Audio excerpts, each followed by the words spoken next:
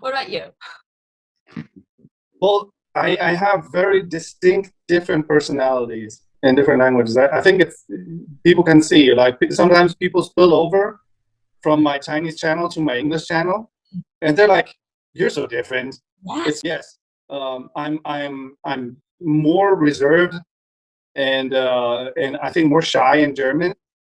But in English, I had to reinvent myself when I went to Wichita, Kansas. I had to be the foreign exchange student that every high school has. So like I have to, I don't know, find out what kind of person I want to be. And Right. it turned a little bit louder, a little bit more confident, but it's kind of like this role. And then in Chinese, there's a different role. I hung out with women a lot, and so my Chinese isn't very male.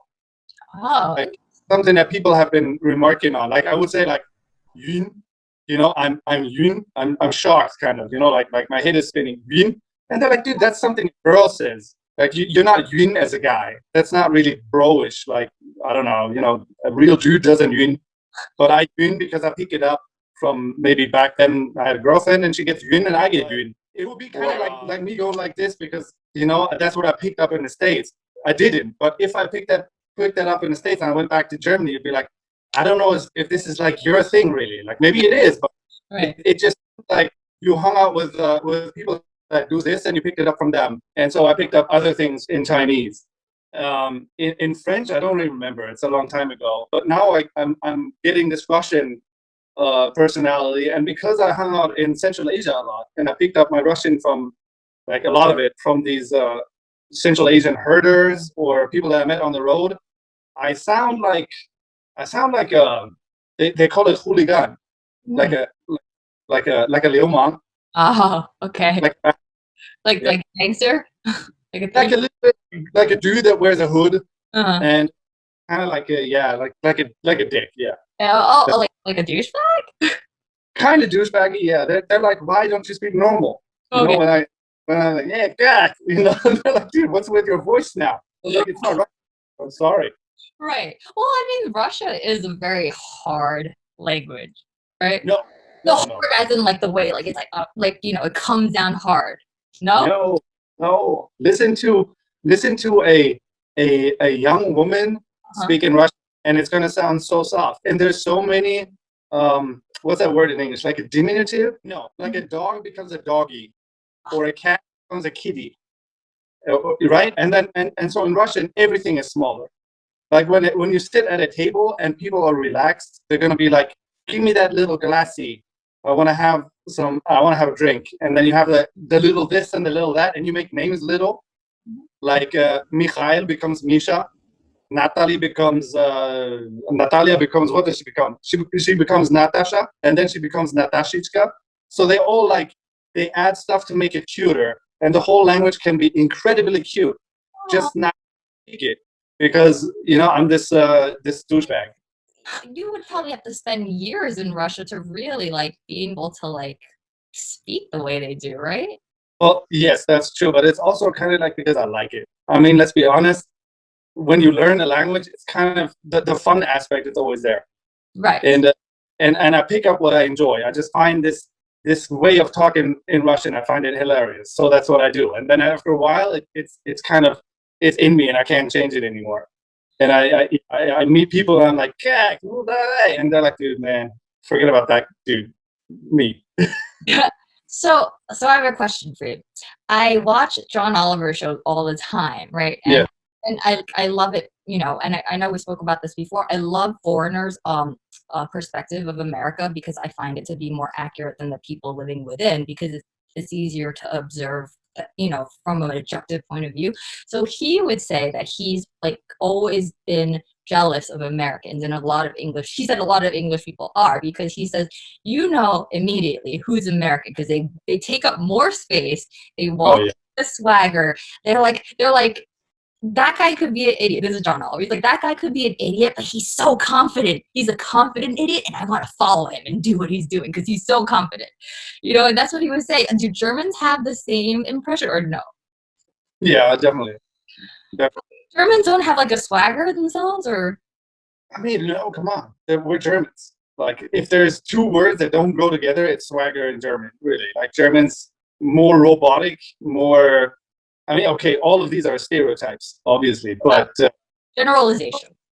yes, the Germans. I don't know, self-confidence, swagger, these things, they don't come natural to us. Sometimes we try to adopt them. There's a German hip hop culture which sometimes is cringy, sometimes it's kind of fun, but it's never really natural. Like, at least to me, they're gonna crucify me for it if I say that. But to me, it just seems a bit odd sometimes. Like, how are you gonna be a real hip hop gangster from the ghetto if we don't have any real ghettos? Like, they just don't exist. We have some bad areas, but they're not like the Fifth Ward, Definitely. or they're just not. Right. And yeah, but like the whole, I don't know, like the body language is of course different from Italy to Germany. Everybody knows they speak with their hands. It's codified even. It's different from, I don't know, Germany to France. Uh-huh. Yes. And so yeah, Americans, they, in our stereotypical view, talk too loud, talk for not just the table, but the whole restaurant, or at least a corner of the restaurant, kind of deliver speeches as opposed to kind of just saying something, and use up a lot of space, which isn't saying like anything bad about them. Mhm. It's just kind of like the opposite stereotype would be the Japanese dude just kind of sitting there without using his hands at all and being very timid, but maybe having something fascinating to say, but just not delivering it in that way. And so, yeah, these are things that I think many Germans observe. Yeah, so it's funny that you bring up that like the Japanese person that like wants to say something but they're reserved because I've experienced it from both points of view, right? So I was that Japanese guy that's reserved. Like you want to say something so badly and you're like, I want to say it, I want to say it, but you just cannot bring yourself to say it in a group setting, right? Or sometimes even one on one. And then you know, you go to America and yes, you overhear so many conversations and you're just like, geez, I'm like I'm like this whole bus ride is me listening to like someone else's conversation, you know. But then because like you have to like assimilate and whatever, like I'm like that now. um it's more like a protective shield, and I do it only when I need somebody to know that I'm an American so I can feel safe. So I, Wow. yes. So I like, you know, like you know, like we had a trucking company. So like we would go to like rural areas and you know, I'm driving because like I would manage it and I have to like drive to like you know, the Midwest and the South.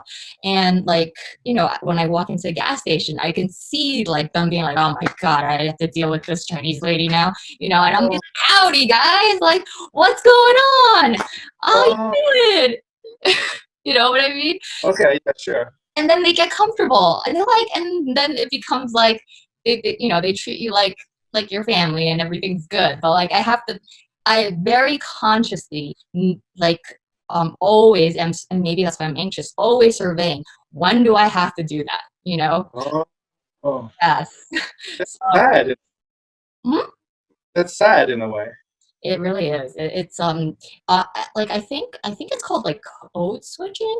I like I'm listening to like these like Black Lives Matters like kind of things and like about code switching. And when I heard, do you know about code switching, Crystal? I've never.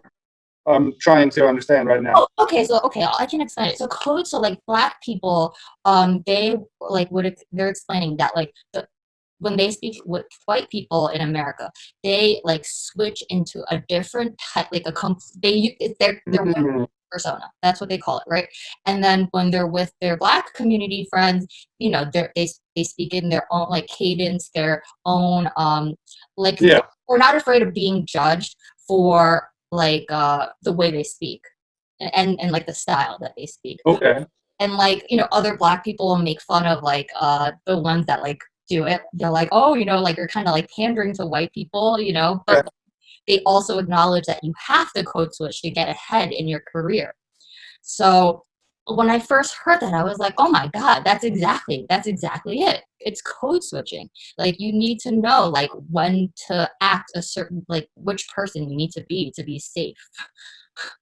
Yeah. No, definitely. Like Powell comes to mind. The general, What do you mean? General Powell, and his like Oh, when he talks, it sounds like basically like a white person. No. yeah. Yeah. And that would be this persona then. I don't know that like because there are black people because so for have you heard of like Twinkies and bananas for Asian people? Oh yeah, banana, yes, but what is a Twinkie? Same thing, yellow on the outside, white on the inside. Oh, man, that's so racist. Yeah, well, like Yes, but yeah, I like the yeah. banana. So, yeah, Twinkie banana, like so, like there are some Asian people that are genuinely like very like assimilated into American culture, and you like if not for an Asian face, they're white. Mm, Their opinions, everything. So they don't have to deal with the code switching. Like they don't have to deal with any. right. Yeah, they're just yeah, but I so I think I mean, I don't know for sure. I mean, he code switches. Maybe he does. But have you seen like Obama when he like shakes hands with like white people, and then like when he shakes hands with a black person, he'll give like a oh, okay. like a fancy fist bump, like, "Hey, dude," you know? This was something, now that you're saying Obama, they were accusing Hillary Clinton of pandering to I think, a majority black audience when she was using a Southern accent when she was speaking.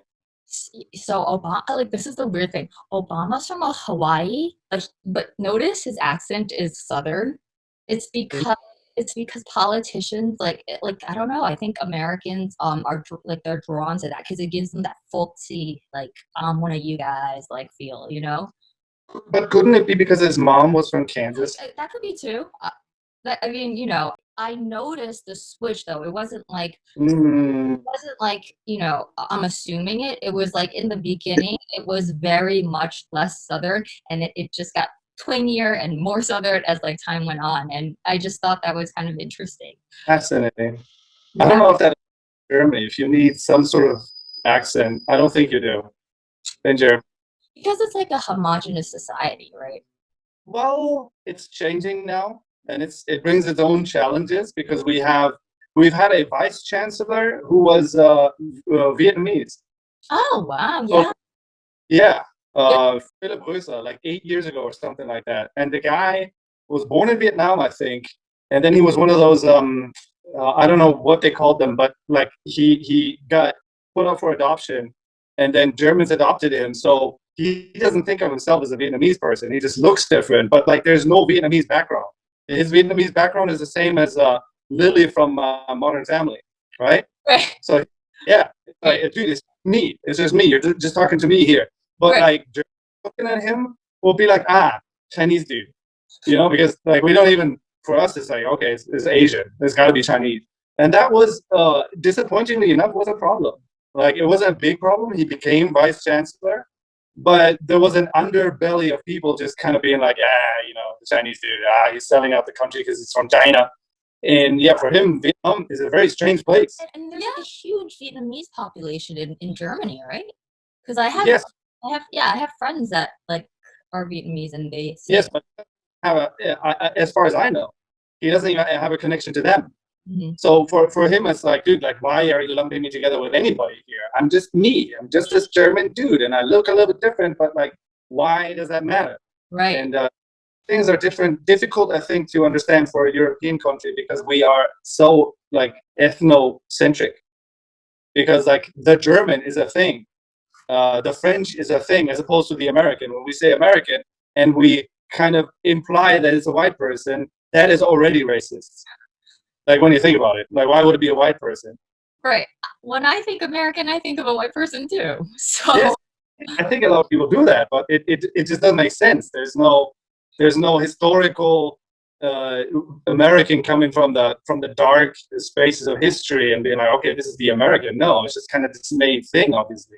well, So like it's because like the English and the Dutch settled like America first, I guess. Like that's probably the reason. sure, but like yeah, just the I mean, if you have a country that is, I mean, this is really like a not even talking about, I guess. Like you have a native population that you displaced, Yeah. you have additional populations that are Latin or Asian or Black, and then you have a slight majority of white people that like to say like, no, we are the real Americans.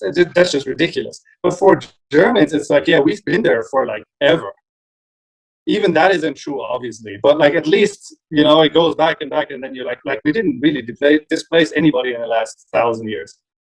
Yeah, So like this is right. That and see, that's what's interesting. So like, me and like Lawrence and I were actually just talking about that very subject, and we're saying like, in like we, or I was saying that I noticed in Europe, right? Like it's so different. It's different from America because Europeans are constrained by their history, by their traditions, right? And like even like a hierarchy, especially like if there's royalty, like there's like classism and there's just like so much history there. It's like, oh, this is how we do things. Like this is the German way to do things, and this is like how we're always going to do things. I don't know.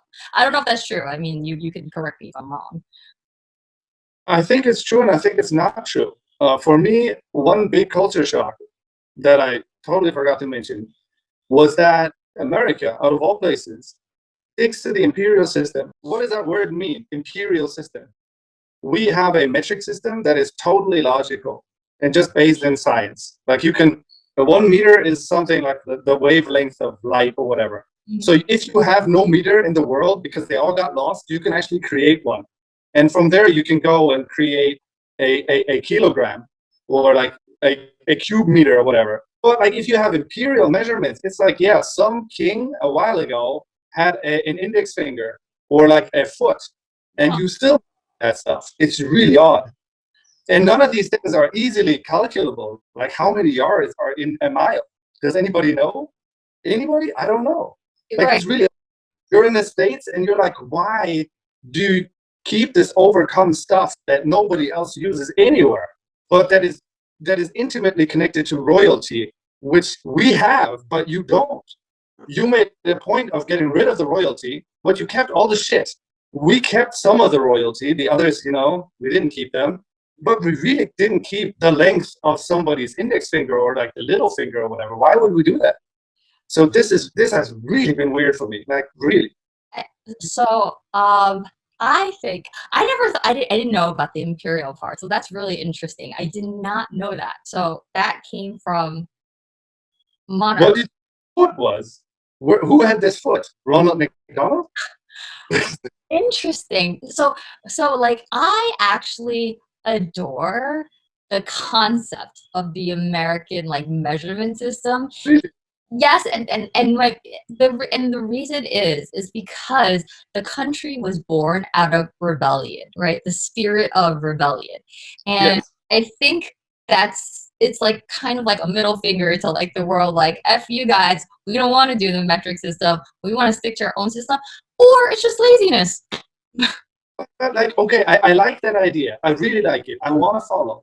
Yes. But as far as I understand, the metric system came about at around the same time as the French Revolution. Mhm. With the Enlightenment, with like science being a thing now, not just people doing alchemy, trying to make gold out of something else, but like people actually being like, let's measure stuff, let's find out what's an element, Right. and then go, okay, let's have measurements that have nothing to do with these people that we killed, that we decapitated. But Americans stuck to that. It's like you didn't rebel. You actually kept that stuff that we didn't use anymore. Like there is a rebellion, just strictly in terms of measurements, where we lose all of these measurements and we're like, nobody gives a shit about your foot anymore, king. And by the way, you're gonna lose your head too. And what's a yard or whatever? I don't even know where a yard comes from. It's probably like the stride length or something from a king. No, we're gonna rebel against that and make a metric system. But Americans are like, let's kick the English out, but let's keep the system that doesn't make sense. Because you can't calculate them. You're saying the metric system is easy. It's everything's 10, 100,000, right? Yes. So it's very commonsensical, and it's not like Americans don't know this because we like often like from time to time the newspapers will bring it up and be like, should we switch to the metric system? And the resounding answer from most people is no, we don't want to. Understandable. Except Yes, I am completely. I right. think you have a thing, and it's really nice. I think the words flow more easily. Hmm. You said I don't know, a 7 inch is a vinyl disc or something, or Yeah. how many a foot long is some sort of sub that you can eat or whatever. Like you have these guys, like it's like I'm walking a mile. It just sounds better than I'm walking 1.6 kilometers. It's Yeah. just it's I understand that. And plus you already have all the machinery that is like measured in inches and whatever. Oh, But yeah, but the fact still is that you're sticking to something very old that is connected to aristocracy, and we're not because we moved on. And that just seems so incredibly odd. It's such an idiosyncrasy of America to stick to that stuff. Just thinking like, yeah, I mean, we've always have that. Nobody else uses it anymore. Not even like a remote and presumably exotic place like China. They're totally reasonable, oh yeah. you know, because you want to use a thing that is easy Yeah. recreate. If you're, let's say you go to Mars and you want to have a meter, you can make a meter, but you can never make a yard. You as a European, maybe you're like just more cerebral and like you guys think about these things and like and we're more like capitalistic where our minds are like focused on making money and like never read in the newspaper that it's from like from the monarchy, so it's very strange and I don't think most Americans know that. Maybe it's just me, maybe I I'm would, just dumb. I don't want to accept that Europeans are more cerebral. Like really, like we are just as idiotic as everybody else. I think, however, I think every country and every society has their own kind of fetishized things that they cling to, Yeah. and that are just really hard to understand for outsiders. For example, Germans, if you tell us you cannot drive as fast as you can on the autobahn, we don't have a speed limit. Mhm. Germans are going to be like, what's going to be next? You're going to cut off my penis? Is that the next step? Because really, I need this. Like, I need to drive 300. And we're like, dude, your car doesn't go 300 an hour, kilometers. But like, no, he wants, like, the German wants to have that. It's really, really difficult to get rid of it. Everybody else has gotten rid of it, but we don't. Right. For Americans, it's really difficult to get rid of stuff like guns everywhere. The Second Amendment. Well, yeah, but I mean, Australia did it, and apparently it made an impact and it made it better. I don't know. We can argue like about these things. You can argue about speed limits, but I think there's just a way of perceiving of oneself as this is the way it is, and every country has that. I mean, driving on the left side of the road is just as well, just like driving on the right side. But if everybody has the same side, just Hong Kong has a different side because they were once a British colony. That's just odd. You look and you're like, dude, just change it. I mean, come on. How difficult can it be? Why would you want this audit? But yeah. I mean, that's hard. Like, that's hard. Like, having all of Hong Kong. I mean, I'm sure China's probably going to do it. Like, the CCP is probably going to make them do it eventually. Have they done it already?